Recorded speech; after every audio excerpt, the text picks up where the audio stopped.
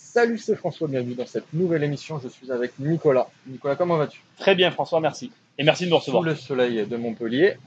C'est peu de le dire, là. J'en ai chaud là. Il fait chaud, il fait très très chaud. Ouais. Donc Nicolas qui a un parcours très particulier, atypique. Il va nous raconter tout ça. Nicolas, tu es un de mes investisseurs entrepreneurs favoris. Merci.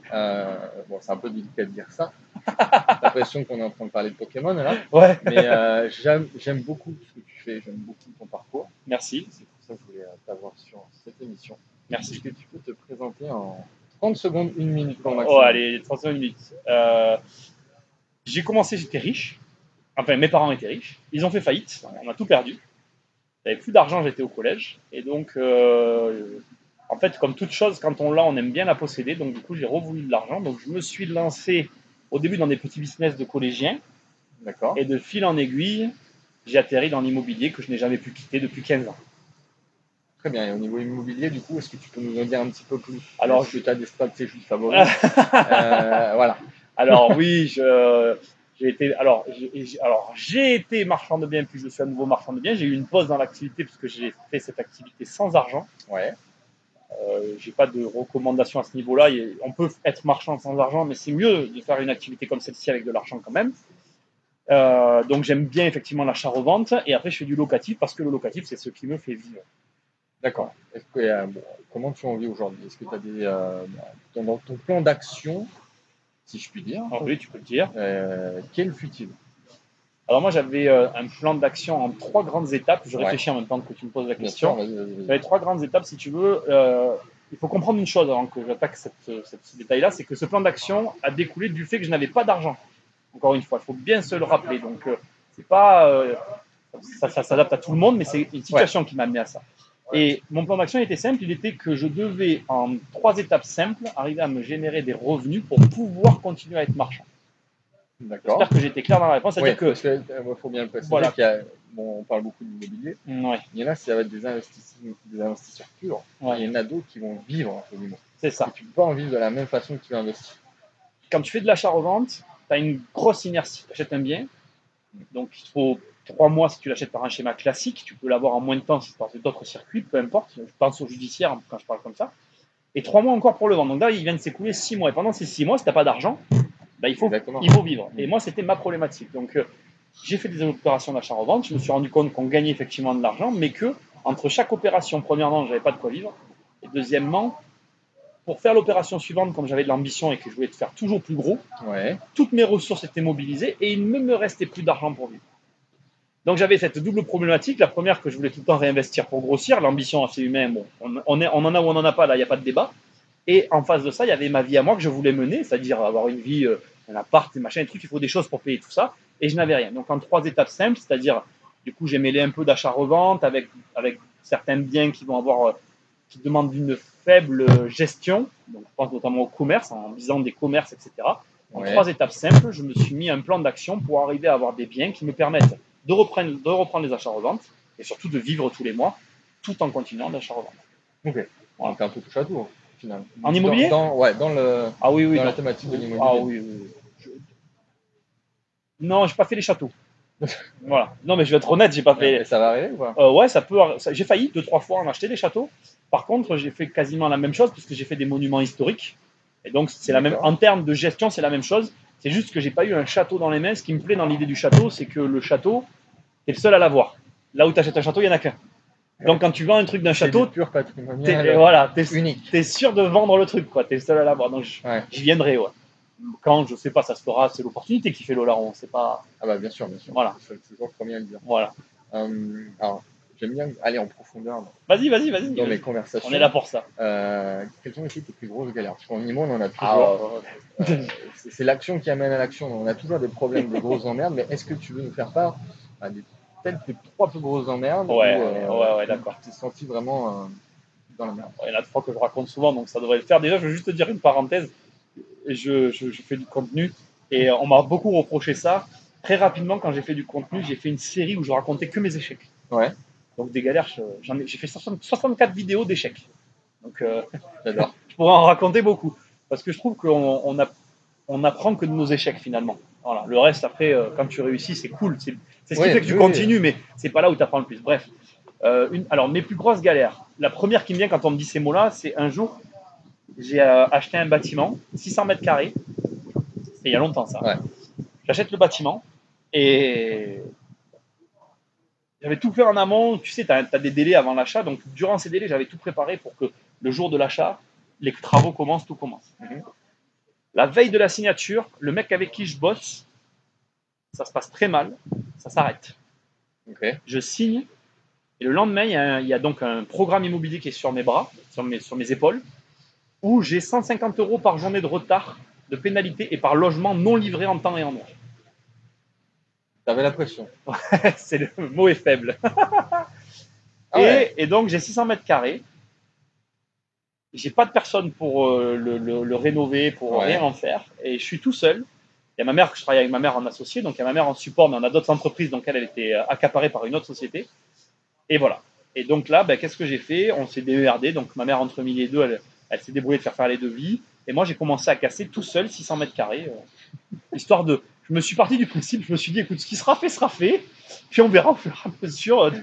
Voilà. Et bon, adaptabilité. Voilà. Maximum, oui, là c'est faire pire. Ouais, puis il faut savoir que je savais pas planter un clou. Là, c'est vraiment ça, c'est le programme qui m'a tout appris, puisque ce programme-là, quand je le prends parce que mon notaire me dit, bon, monsieur Popovic, là, il va falloir faire quelque chose, parce que je vendais, et je vendais un petit peu, tu sais, j'étais le genre de mec, si tu m'achetais un appart, je te dis, oh, ben là, tu mettras tes WC, là, tu mettras ta salle de bain, là, tu feras ci, là, tu feras ça. Et puis, en fait, après, le notaire, il recevait un appel, oui, alors j'ai acheté ça, monsieur Popovic, mais ce qu'il m'a raconté, c'est n'importe quoi, parce que la colonne, la colonne, elle est là, les plans qu'il m'a donné, ça correspondait à rien. Ouais, donc à l'époque, tu connaissais rien sur le. Ah ouais, moi, j'ai été marchand sans rien savoir, hein. C'est-à-dire que j'ai acheté, je revendais, et je vendais sans savoir ce qu'on pouvait faire dans les logements. Je vendais du potentiel à rénover. Tu mettais les toilettes. Voilà, ouais, c'est ça. Et donc, si tu veux, mon notaire m'a dit, vous pouvez pas continuer comme ça, surtout que vous continuez. Rénover pour savoir de quoi vous parlez, parce que là, c'est pas possible. Il m'a dit, sinon, moi, j'arrête de travailler avec vous. Et finalité, c'est moi qui ai plus voulu travailler avec lui pour d'autres raisons. Mais je le remercie pour ce conseil-là, parce que c'est vrai que voilà, ça a été une grosse galère que j'ai gérée. Il y a eu ça. Après, deuxième grosse galère, un jour, j'ai un appart, je l'achète, on le rénove. Et en fait, le toit me tombe sur la tête. Bon, je te la fais courte, sinon ça serait long à raconter. Pareil. Littéralement. Ouais. Je travaille dans l'appart et pareil, j'ai eu un problème avec un entrepreneur. Je casse.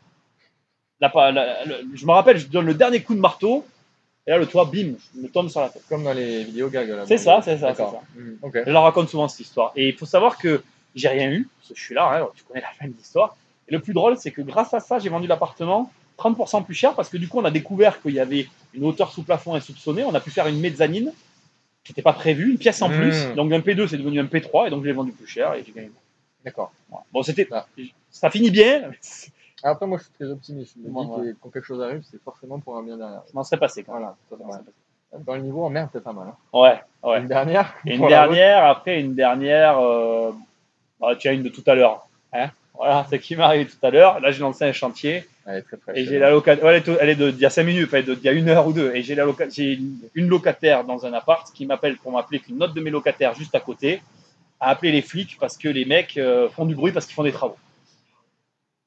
Bon, là, tout de suite, à chaud, je sais pas. Si je sais à peu près ce que je vais faire, je vais aussi, moi, aller voir les flics et on va la gérer. Bon, après, je pourrais pas raconter des milliers de emmerdes. En fait, pour moi, l'immobilier, c'est gérer des emmerdes. Et d'ailleurs, quand je parle aux gens, qu'on me demande ce que c'est mon métier, c'est des procès, voilà. Non, mais c'est bien que c'est des emmerdes. Ouais. Voilà, c'est gérer des emmerdes au quotidien et les résoudre, les absorber aussi. C'est ça le plus dur, absorber les emmerdes. Je vois des gens autour de moi qui ont des emmerdes et qui sont incapables de les absorber. Ça les bouffe. C'est-à-dire qu'ils ont l'emmerde et ils ne la supportent pas. Ils la ressassent, ils en reparlent, ils en reparlent. Et même quand ils ont pris une décision, ils en parlent encore. Ah ouais, c'est une question de ce qu'on a dit tout à l'heure. Après, tu as la vision aussi de l'entrepreneur. Il y a une phrase qui est assez connue, c'est il y a ceux qui voient l'opportunité dans chaque emmerde et ceux qui voient des emmerdes dans chaque opportunité. Oh, c'est très très vrai, c'est exactement ça. Ok. Et là, c'était le côté immobilier. Il y a pas mal d'emmerdes quand même. Ah oui, ouais, après je fais beaucoup d'opérations, donc si tu veux, c'est normal que la multiplicité, la récurrence de quelque chose entraîne avec elle son lot de problématiques. Je voulais t'amener là-dessus en fait. Pour ça. Voilà. C'est vraiment, je pense que c'est le fait que je répète les choses régulièrement qui font que j'ai des problèmes. Ça fait combien de temps que tu es dans l'IMO ? 2003, j'ai commencé. Et alors après, attention, 2003, j'ai commencé à être marchand. Après, selon comment tu veux regarder la chose, ça fait plus longtemps, parce qu'avant ça, j'étais courtier en prêt. Ouais. Avant ça, j'étais agent immobilier et avant ça, j'étais maçon.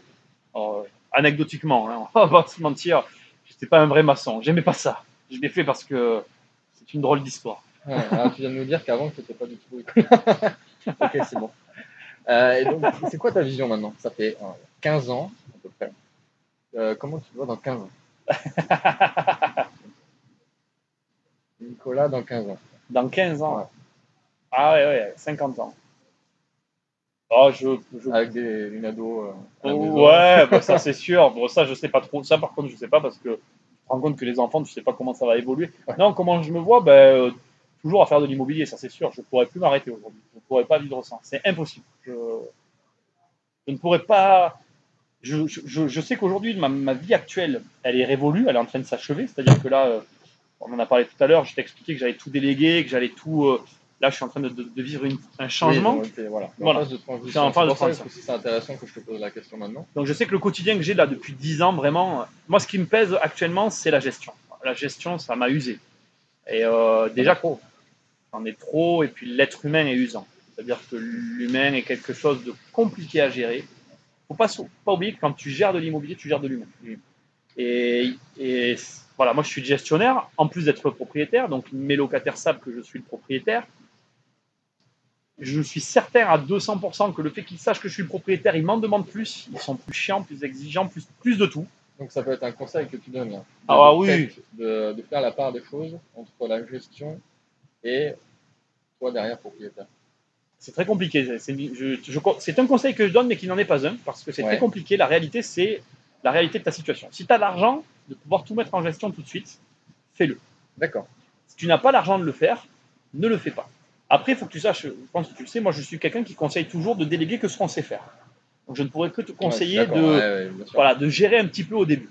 Si tu as les moyens, tu gères quand même un peu au début, puis tu délègues. Par contre, si tu n'as pas les moyens, tu es obligé de gérer. Comme moi, j'avais pas les moyens, j'ai été obligé de gérer.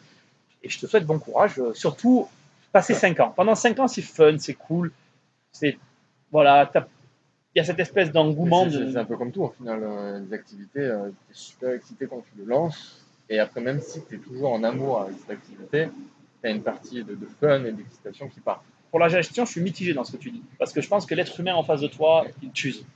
Non, sincèrement. Non, l'être humain est. En fait, le rapport, on va dériver sur le juridique. En fait, si tu veux, juridiquement, pourquoi la loi en France elle est souvent du côté des propriétaires? Parce que sans rien faire, le propriétaire a l'ascendant sur le locataire. Et cette situation fait que la justice, d'office, elle penche davantage du côté des locataires. C'est juste un état de fait, en fait. Comme tu es propriétaire, tu as l'ascendant sur le locataire. La problématique de cette situation, c'est que le locataire, le sachant que tout est à la charge du propriétaire, qu'il peut en demander plus, etc., il va le faire.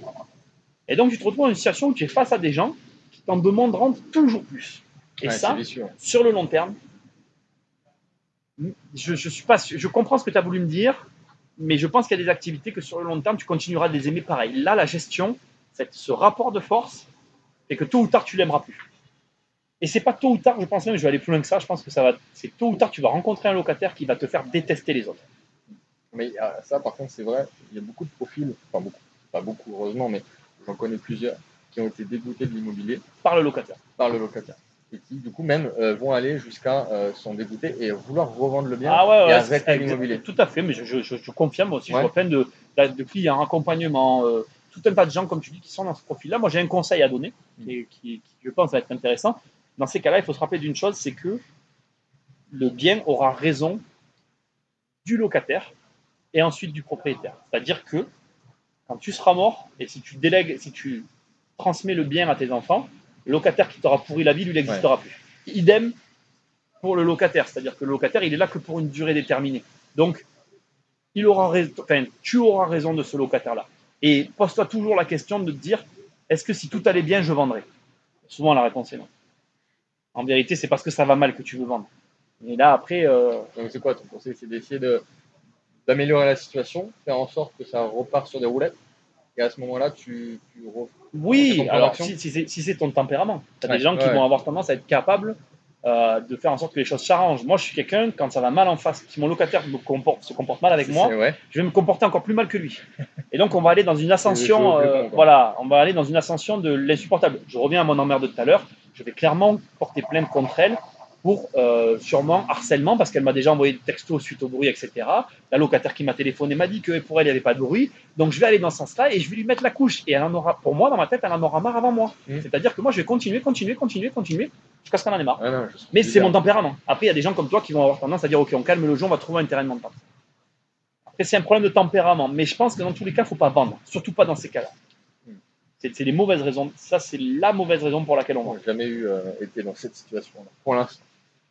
Ça fait 15... Après, j'ai moins d'années d'expérience dans l'immobilier que toi. Mais tu viens de dire la vérité. C'est-à-dire que c'est les années qui t'amènent les emmerdes. C'est-à-dire que ceux qui te disent qu'il n'y a pas d'emmerde, ça fait que c'est forcément soit qu'ils n'ont pas beaucoup d'appart, soit que ça fait pas longtemps qu'ils en ont, soit souvent c'est les deux. Parce qu'en vérité, les années plus le volume, c'est obligatoire qu'il y ait des emmerdes. Et moi, des emmerdes de locataires, j'en ai même eu un qui était en prison. Et il me payait le loyer, celui-là. C'est vrai, je te jure, c'était ouf, ça aussi. Et je pourrais t'en raconter plein, en fait. Mais c'est les années qui font que ça... Tu vois ce que je veux dire? Qui font que tu as des emmerdes qui se cumulent, en fait. Mais c'est normal, c'est normal. Ok. Ah, il faut vivre avec. On va revenir au départ. Qu'est-ce que tu conseillerais à quelqu'un qui veut se lancer dans l'IMO? Alors, je sais, moi, je suis premier à le dire, c'est du cas par cas. Ça dépend du profil, de la situation. Mais est-ce que maintenant que tu as 15 ans d'expérience, que tu vas diriger plus quelqu'un dans une stratégie bien particulière aujourd'hui, alors que le Nicolas, il y a 10 ans, n'aurait pas fait forcément la même chose? Le truc, c'est que le Nicolas d'il y a 10 ans n'est pas une thune. Ce qu'il y a d'intéressant aussi, et qu'il faut savoir, c'est que... C'est super intéressant. Oui, mais ce qu'il y a d'intéressant, c'est qu'il y a 10 ans, j'ai fait une affaire dans une ville. Et il y a quelques années, là, on m'a reproposé une meilleure affaire, c'est-à-dire qu'en prix au mètre carré, la ville, elle a pris de la valeur. J'achetais moins cher qu'à l'époque. Et bien aujourd'hui, j'ai pas été capable d'acheter. Parce qu'il y a 10 ans, j'avais rien, j'avais donc rien à perdre. Donc prendre ce risque sur cette ville qui avait une forte volatilité en termes de valeur dans la revente, ça ne me gênait pas parce que je n'avais rien à perdre. Aujourd'hui, j'ai à perdre. Et donc, je préférais laisser passer mon tour. Voilà. C'est-à-dire qu'aujourd'hui, dans cette ville-là, si je devais investir, j'investirais sur du plus sûr. Je prendrais moins de risques. Donc déjà, effectivement, la première des choses, c'est as-tu de l'argent ou n'en as-tu pas? Si tu n'en as pas, je pars du principe que tu n'as rien à perdre. Quand tu n'as rien à perdre, en avant. Adviendra que pour. C'est un aspect assez fondamental de tout l'investissement, l'entrepreneuriat. C'est-à-dire que tu ne joues pas ta peau de la même façon dans ton parcours c'est ça. Et de ta situation. Donc ça, c'est normal que tu le reprécises. Moi, c'est voilà. Et après, aujourd'hui, la première chose que je ferais, elle est liée à ce que tu as dit tout à l'heure, parce que je constate ce que tu as dit tout à l'heure. Je constate qu'il y a des gens qui n'aiment plus leur investissement à cause de leur locataire. Ben, ce que je conseille maintenant, c'est de faire un tout petit achat. Mais alors, genre un garage, tu vois. Très souvent, je conseille un garage. Même le garage. Ouais, tu achètes un garage pas cher, tu mets un locataire dedans et tu regardes déjà si le processus, tout ce qui se passe, t'as convenu en fait. D'accord, dans le sens où déjà pour voir si ça te correspond. D'accord. Ouais, parce que tu vas pas aller t'emmerder à te prendre un truc à 300 000 balles. C'est pour me dire un mois après, j'en veux plus, ça m'emmerde. Parce que quand c'est 300 000 balles qui sont engagées, bloquées à revendre, c'est pas la même histoire que quand c'est 10, 15 ou 5 ou 20 000 euros, peu importe. L'immobilier, moi je le dis tout le temps, c'est immobile. Donc il y a énormément d'inertie, c'est long. Et cette longueur de rétention, tu ne la mesures que le jour où tu y es confronté. C'est-à-dire que quand tu as besoin d'argent vraiment, c'est souvent ça la vie. On a des moments dans la vie, on a besoin d'argent là maintenant. Je ne sais pas pourquoi, succession d'emmerdes et d'un coup tu as besoin de 20 000 balles. Tes 20 000 balles, tu les as mis dans ton projet immobilier pour acheter un immeuble à 200 000 euros. Et là, tu dis, je les veux, je le revends parce que j'ai besoin de mes 20 000 euros. Mais tes 20 000 euros, tu ne les auras pas dessus. Ça va durer 3 mois, 6 mois, 1 an. Et là, ça va te gaver en fait. Et ça, tant que tu ne l'as pas vécu, moi aujourd'hui, avec les années, j'ai un roulement, j'ai pas une année où je ne vends pas quelque chose, j'ai pas une année où j'ai pas un encaissement. Donc en fait, oui, j'ai besoin d'argent comme tout le monde, mais j'ai jamais de stress en fait, parce que je sais qu'il y a toujours quelque chose qui va se vendre, qui va rentrer, qui va sortir. Donc je peux assumer mon patrimoine. Mais quand tu commences, ça tu l'as pas en fait. C'est les avantages et les inconvénients de l'immobilier au final. La liquidité, c'est sûr que c'est pas la même qu'une action. Exactement. Oui, mais ça tu t'en rends pas compte. Et de la même manière, en plus, pour encore rajouter du côté vicieux, c'est que quand tu commences à acheter des immeubles, moi j'ai une majorité d'immeubles, le moindre, j'ai eu encore une autre emmerde, tiens qui est bien, un jour j'ai eu un problème sur une toiture, il a fallu la refaire, de l'immeuble entier. C'est tout de suite 20 000 euros quoi. Donc l'immobilier génère lui aussi son lot de frais derrière qu'il faut pouvoir assumer. Malheureusement, je ne nie pas l'argent qu'on peut en gagner, mais sur 10 ans de rétention, moi j'ai des biens que j'ai depuis plus de 10 ans aujourd'hui, et il m'est arrivé des trucs. Et c'est très très très rare l'investissement où durant la totalité de sa rétention, il t'arrive rien dessus. Mais quand je te dis très rare, j'en connais, c'est très très rare. Non, mais c'est vrai. Mais je pense que le vrai problème, c'est les gens qui vont faire un all-in sur un seul investissement. Alors que ce soit l'immobilier, il y en a qui vont faire un all-in et après ils se rendent compte même à la retraite qu'ils sont bloqués, ils ne peuvent plus revendre, enfin bref. Et ceux qui font un all-in sur les crypto-monnaies, enfin, c'est complètement aberrant. Donc, pour une question à la fois de diversification, mais aussi de liquidité, de sécurité, Ah oui. donc c'est important aussi. Parce que tu fais de la bourse aussi. Oui, j'ai une société d'investissement financier, mais après, ce qu'il faut comprendre, en fait, tu vois, et j'étais en train de réfléchir à ce que tu disais, le problème du all-in, encore une fois, c'est le point de départ. C'est-à-dire que moi, j'ai très souvent fait des all-in, mais je n'avais pas le choix. Aujourd'hui, j'ai le choix et je le fais plus. Oui, mais c'est sûr. Voilà, il faut bien garder en tête, voilà, c'est ta situation. Ce que tu as dit dès le début, en fait, c'est toi qui as raison, c'est ta situation, la situation de celui qui nous écoute, qui fait que tu vas adopter une stratégie plutôt qu'une autre. Voilà. Ah ben ça, je le vois souvent parce que j'ai énormément de messages. La personne me dit texto, François, c'est quoi le meilleur investissement qui existe? François, je pars sur quoi? Et je ne sais même pas ce qu'elle fait dans la vie, je ne connais pas sa situation, parce qu'elle a de l'argent ou pas. Donc je ne peux pas. Enfin, la personne qui répond à ça, c'est un vendeur de rêve. Enfin, oui, non, mais après, ça, ouais, c'est trop compliqué. Et puis, tiens, je te donne un exemple. J'ai des locaux que je loue 1000 euros par mois. On est en train de les clôturer, on va partir, etc. Et on cherche à acheter d'autres locaux. Et je suis prêt à payer 30% plus cher les nouveaux locaux que je vais acheter parce que je paye 1000 euros par mois à un endroit. Donc, l'affaire que moi je vais faire à ce moment-là pour cette société-là, elle sera forcément pas la même que pour toi parce que toi, tu payes pas ces 1000 balles par mois. Et ça montre bien qu'en fait, un marché, il est fait d'acteurs qui ont chacun des intérêts différents. Et l'intérêt de l'un peut aller à l'encontre ou peut être incompréhensible pour l'intérêt de l'autre. Moi, aujourd'hui, je crois que j'ai dépensé 200 000 euros dans ce loyer. Ça me fait chier de le dire et je le reconnais, mais c'est comme ça, c'est comme ça. On va pas revenir dessus. Par contre, il est clair que comme j'ai dépensé 200 000 euros, je peux payer un bien 30% au-dessus de sa valeur. Et du coup, cet argent, je le gagne tout de suite en fait. Parce que je ne donnerai plus 1000 euros, mais je gagnerai voilà, 700, enfin, je gagnerai 300 euros sur ces 1000 balles que je donne. Et donc, ça, c'est pour illustrer ce que tu dis. En fait, effectivement, on a chacun une situation. Et c'est cette situation qui conditionne ce qui est une affaire ou pas pour nous. Ok. Une question que je pose à tout le monde. Qu'est-ce que tu crois vrai que tous les autres croient faux? Ça voyait venir, c'est là. Trop de choses. Qu'est-ce que je crois vrai? Et que les autres croient être faux. Ça va être d'une façon très globale comme un point très particulier. Hein. Le problème, c'est que j'ai un peu honte de ce que je vais dire. En fait. Ah bah attends, vas-y. Ah, c'est un peu honteux quand même. Ah, trop tard. Hein. Je crois qu'en tout ce que je crois, les choses arrivent. Ouais.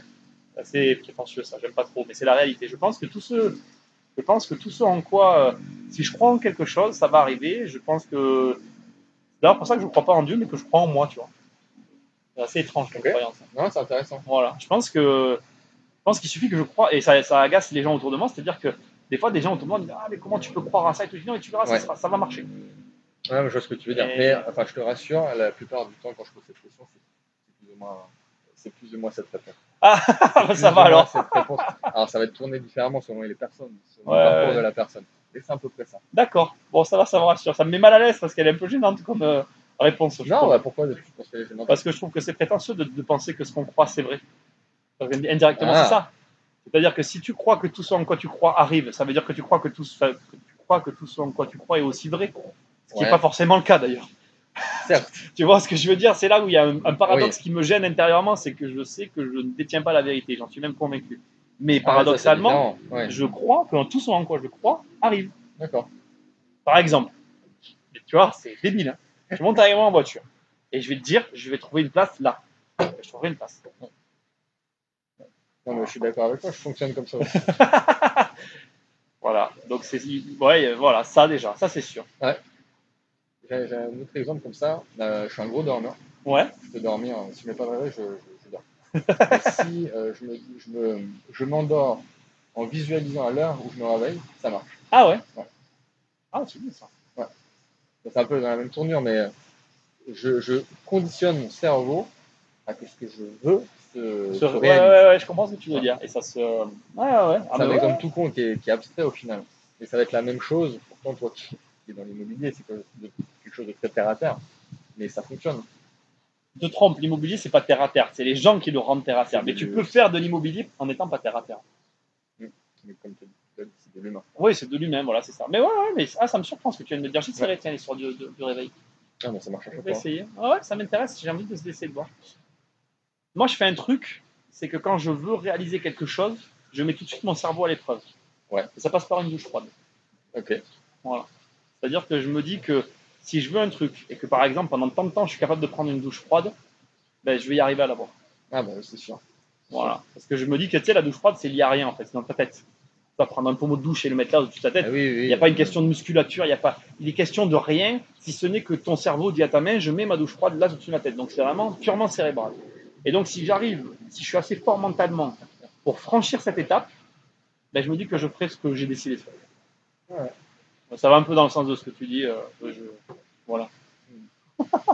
C'est exactement ça dans le sport. C'est pour ça que je fais un Ah, parallèle ouais. avec les gros sportifs et les entrepreneurs. Moi, j'ai fait beaucoup de sport, on peut en parler si tu veux. Moi, j'ai voulu aller au JO. Ouais. J'ai nagé avec des mecs qui allaient au JO. Je suis allé au championnat du monde. Et j'ai su que j'irais jamais au JO. C'est un truc. C'est autre chose. Ah C'est ouais. un autre état d'esprit. Ouais, non, c'est mettre ta vie. Moi, je le raconte à tout le monde, ça m'a marqué. C'est mettre ta vie dans les mains d'une autre personne. Et là, tu te dis. Non, je suis pas capable de faire ça en fait. Moi, je rêvais d'aller au JO. J'étais prêt. Dans ma tête, je pensais être prêt à tout pour aller au JO. Mais quand j'ai vu que ça consistait à mettre ta vie dans les mains d'une autre personne, ben, j'ai compris que j'étais pas prêt à tout en fait. Ok. Bon, Ah ouais, intéressant. ouais, Ok. ouais. C'est là où je me suis dit qu'effectivement, parce que tu sais, dans ta tête, moi dans ma tête, quand je me disais prêt à tout, c'était l'entraînement, le travail, le don Oui, de quelque chose de soi. très interne. Ouais, quelque chose de très. Mais donner moi, je les ai vus, hein, les nageurs, là. Donc, ils se réveillaient, le mec leur disait quoi manger, il leur donnait les horaires, après, il leur Ouais. disait quand dormir, quoi faire, quand coucher avec leurs copines. Enfin, tout était. C'était, mais. Bon, Ok. C'est intéressant. j'ai compris que là, il y avait entre eux et moi, il y avait une limite infranchissable. Une question de liberté aussi. Ah non, de confiance. Ok. Non, ouais, de confiance. Je pense que c'est lié à la question que tu m'as demandé tout à l'heure. J'ai une grosse confiance en moi et j'ai pas assez confiance en l'autre. Tu vois, je sais pas si tu l'as remarqué, c'est intéressant comme sujet parce que regarde, dans le sport, très souvent, les grands entraîneurs n'ont jamais fait les JO. Ouais. Très souvent, les grands entraîneurs qui amènent les mecs aux JO, ils n'ont jamais fait les JO. Et je me suis toujours dit, mais comment un mec qui n'est pas allé aux JO, il fait pour amener un autre gars aux JO? Et comment faire pour moi lui faire confiance? J'ai jamais trouvé la réponse en fait. Alors ça me fait me dire qu'effectivement, un conseiller n'a pas besoin de faire pour être capable de conseiller, ça c'est ok. Mais ça reste mystérieux pour moi et de me dire que je vais donner ma vie à un gars qui lui-même ne sait pas comment faire pour y arriver. Mais là, pour moi, il sait. Ouais, c'est sûr. Étrange. C'est une question personnelle. Ouais, étrange. Donc bon, moi je suis pas capable, pas capable de faire. Bah, Nico, au prochain JO, c'est noté. Non, c'est mort là. Un dernier conseil pour les investisseurs, peut-être immobiliers. Ben, ne faites pas qu'investir. Ouais. Parce que moi, ouais, l'investissement c'est bien, mais c'est Ouais. un aspect des choses. C'est vrai que bon, moi je m'en cache pas, j'ai réussi grâce à l'investissement, mais j'ai quand même, quand je parle en fait, voilà, comme j'ai dit tout à l'heure, j'ai été marchand et marchand c'est une activité commerciale. Ah oui, ça reste de ouais. l'entrepreneuriat. Je suis resté dans le domaine C'est de une l'immobilier, entreprise. voilà, c'est ça. Et ne croyez pas bêtement que l'investissement se suffit à lui-même. C'est pas vrai. Donc, Ok. ne faites pas qu'investir. Merci beaucoup, Nicolas. Avec plaisir. Ciao, ciao. Ciao.